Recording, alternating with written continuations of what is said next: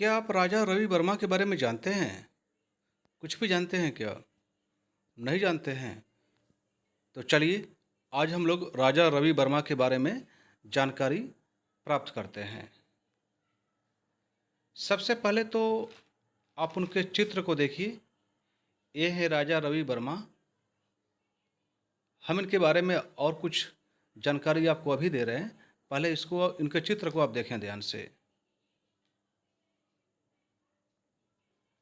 और जैसा कि जानते हैं, एक और चित्र देखें। यह रावण द्वारा जटायु का वध किया जा रहा है। रावण सीता जी का अपहरण कर रहा था। उसी समय जटायु रक्षा के लिए आए थे और जटायु लड़ते हुए मारे जाते हैं। आगे देखते हैं एक और चित्र।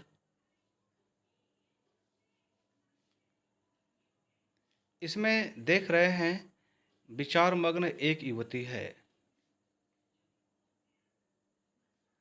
और बगल में शंकर जी गंगा अवतरण को नियंत्रित करने के लिए, गंगा जी को नियंत्रित करने के लिए तैयार हैं।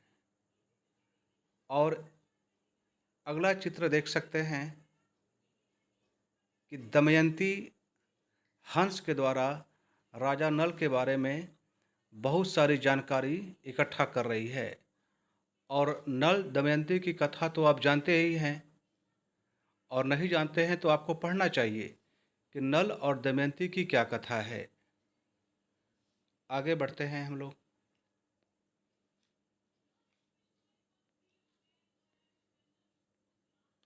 इन चित्रों को देखने के बाद आप क्या सोच रहे हैं कि यह चित्र मैं आपको ऐसे ही दिखा रहा हूँ?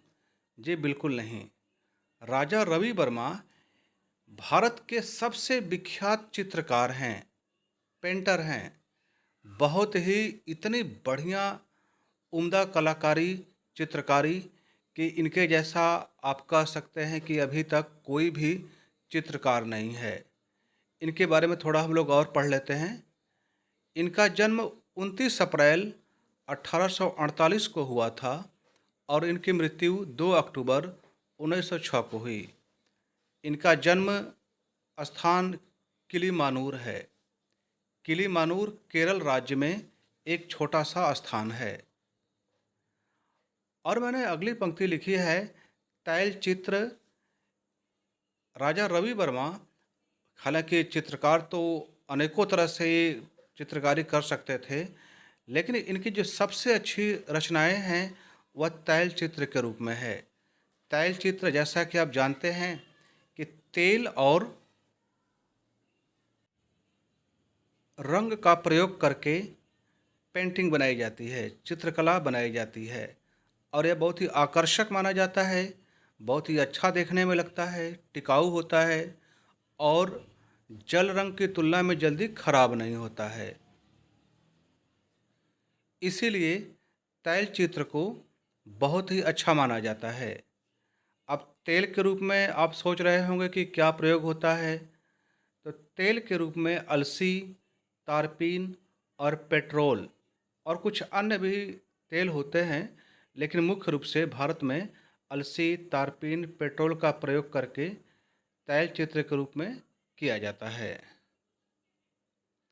और मैं आपको बतलाऊं कि राजा रवि वर्मा ही एक ऐसे चित्रकार थे जिन्होंने लिथोग्राफ प्रेस की स्थापना मुंबई में की थी। और इन्होंने ही पूरे भारत में सबसे पहली बार देवी देवताओं के फोटो को बनाया था और छाप करके बेचने का भी कार्य किया। हालांकि इस कार्य के लिए तो इनको बहुत ही विरोध का भी सामना करना पड़ा, क्योंकि लक्ष्मी, सरस्वती या अन्य देवी देवताओं के बारे में माना जाता था कि इनको नहीं बनाया जा सकता है। लेकिन राजा रवि वर्मा ही ऐसे चित्रकार थे जिन्होंने अपने रंगों द्वारा देवी देवताओं को एक इंसानी रूप में प्रस्तुत किया। और हम लोग आज इंसानों के रूप में देवी देवताओं का फोटोग्राफ रखे हुए हैं और हम लोग उनकी पूजा करते हैं।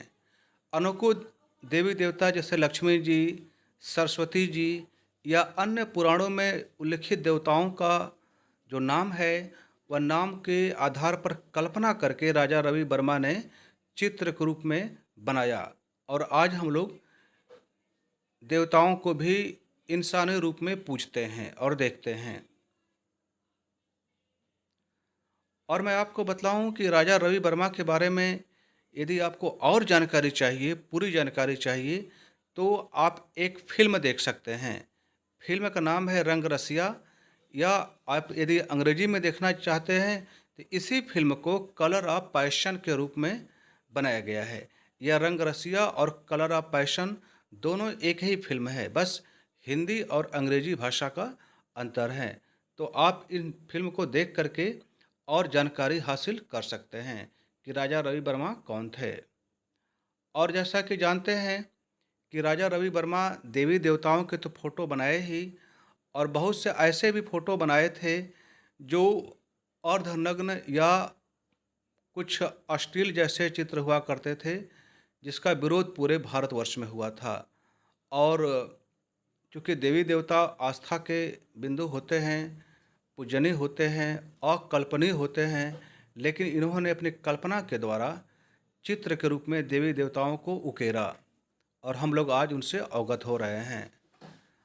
और राजा रवि वर्मा के कुछ कृतियों के बारे में हम लोग जानकारी प्राप्त कर लेते हैं। उनकी कृतियाँ जैसा कि आप पढ़ रहे हैं, विचार मग्न युवती, अर्जुन सुभद्रा, शकुंतला, नायर जाति की स्त्री, इस तरह से तमाम चित्र हैं जो उनकी प्रसिद्धि का कारण है। और ये अपने पेंटिंग के बल पर, चित्रकारी के बल पर पूरे भारत और विश्व में जाने जाते हैं। कई विश्व में इनके बारे में जानकारियाँ हासिल की जा सकती हैं। कई विश्वविद्यालयों में भी इनके बारे में पढ़ाया जाता है। और जब ये चित्रकारी किया करते थे तो बहुत सारे यूरोप और अन्य देशों के चित्रकार भी इनके साथ में थे। ये मिलजुल कर के लोग काम करते थे।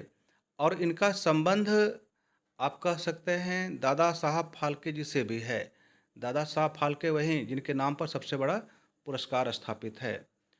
तो प्यारे छात्रों, आपने देखा कि राजा रवि वर्मा कौन थे, और इतना तो आप याद कर ही डालें, लिख लेवें, और समय निकाल करके आप रंगरसिया नाम की फिल्म को देख सकते हैं। और यहाँ पर जो आपने चित्र देखे हैं, शुरू में जो मैंने लगाए थे, वह सभी के सभी जो है आप इंटरनेट पर भी देख सकते हैं, और इंटरनेट की सहायता से ही चित्र लिए गए हैं।